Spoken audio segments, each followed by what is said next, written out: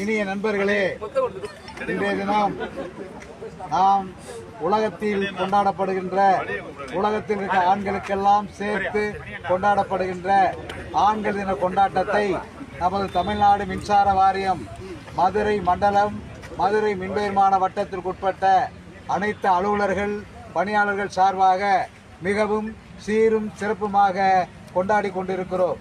இந்த இனிமையான தருணத்தில் ஆண்களுக்கென்று ஒரு விழாவா, ஆண்களுக்கென்று ஆண்கள் தின விழாவா என்ற கேள்வி எழக்கூடும்.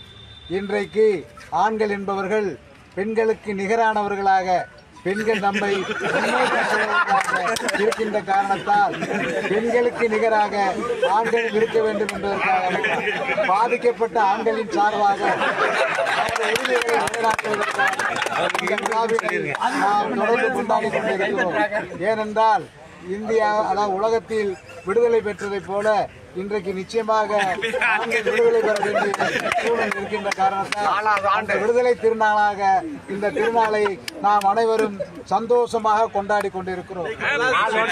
நேரத்தில் பெண்கள் இல்லாமல் உலகம் இல்லை. எனவே ஆண்கள் தினம் கொண்டாடுகின்ற இந்த நேரத்திலே பெண்களும் நமக்கு வாழ்த்து சொல்லியிருக்கிறார்கள்.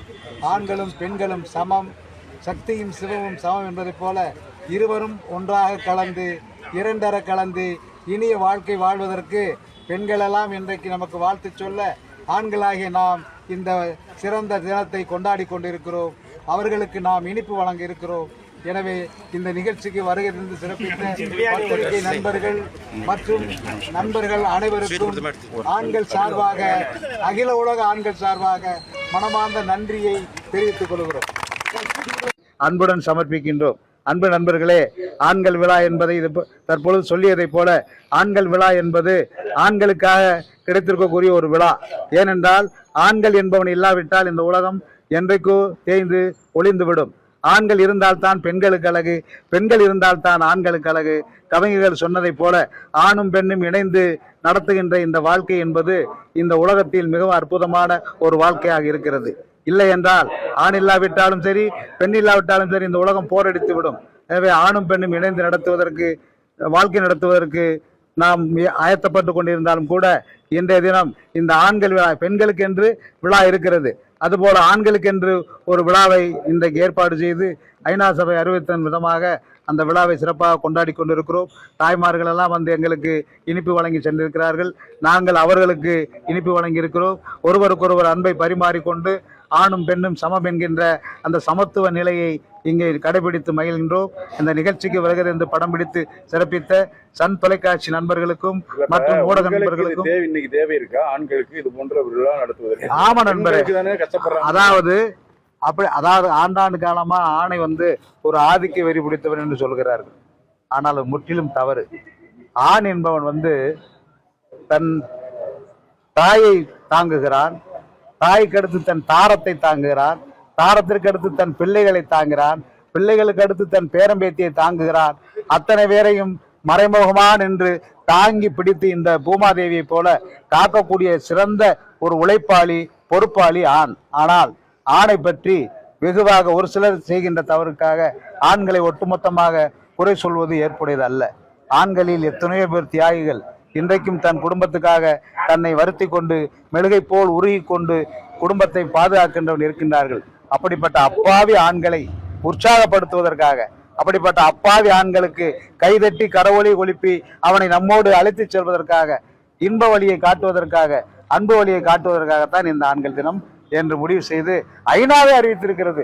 அதனால் அவர்களோடு சேர்ந்து நாமும் இந்த விழாவினை கொண்டாடி கொண்டிருக்கிறோம். ஒரே சட்டப்பட்டிருக்கீங்க இந்த வயசுல எப்படி இருக்கு? அதுதான் இது என்னன்னா, பள்ளிக்கூடத்துல படிக்கும் போது யூனிஃபார்ம் போட்டிருந்தோம். அன்னைக்கு அந்த யூனிஃபார்முடைய அருமை தெரியல. ஆனா இன்னைக்கு அந்த யூனிஃபார்ம் எவ்வளவு இனிமையானது என்பதை வயதான காலத்தில் தான் அறிய முடிகிறது. வண்ணத்து பூச்சிகளைப் போல எண்ணங்களில் கவலை இல்லாமல் சுற்றித்திருந்த அந்த பள்ளி காலத்தை நினைவூட்டும் விதமாக இருக்க வேண்டும் என்பதற்காகத்தான் பணியாளர்கள் அனைவரும் ஒன்றாக சேர்ந்து ஒரே வண்ணத்தில் ஆடை அணிந்து கொண்டாடினால் நமது ஒற்றுமை உணர்வையும் மகிழ்ச்சியையும் பங்கிட்டுக் கொள்ளலாம் என்பதற்காக இந்த ஒரே வண்ணத்தினுடைய ஆடையை தேர்ந்தெடுத்து அணிந்திருக்கிறோம். என் பேர் ஜெகதீசன். ஆனா இருந்து இதை கொண்டாட வேண்டிய ஏன் தேவைன்னு நினைக்கிறேன். இப்ப இருக்க சூழ்நிலையில அது தேவைப்படுது சார். ஏன்னா வந்து நமக்கு ஆண்களுக்கு வந்து உங்களுக்கு தெரியாத ஒண்ணு இல்லை, நிறைய பொறுப்புகள் ஆண்களுக்கு இருக்கு. ஃபேமிலி கமிட்மெண்ட்ஸ் இருக்கு. அது போக நம்மளை சார்ந்தவங்களுக்கும் நம்ம கமிட்மெண்ட் பண்ண வேண்டியதா இருக்கு. ஆஃபீஸ் லெவல்லையுமே ஒர்க் ப்ரெஷர்ல வந்து நிறைய வேலைகள் செய்யறோம். ஆஃபீஸ்க்கு வந்துட்டா வீட்டை மறந்துடுறோம். அந்த மாதிரி சூழ்நிலை இருக்கும்போது இந்த மாதிரி ஒரு நாள் இருந்ததுன்னா அதை நாங்க சந்தோஷமா மகிழ்ச்சியா கொண்டுறதுக்கு தேவைப்படுது சார்.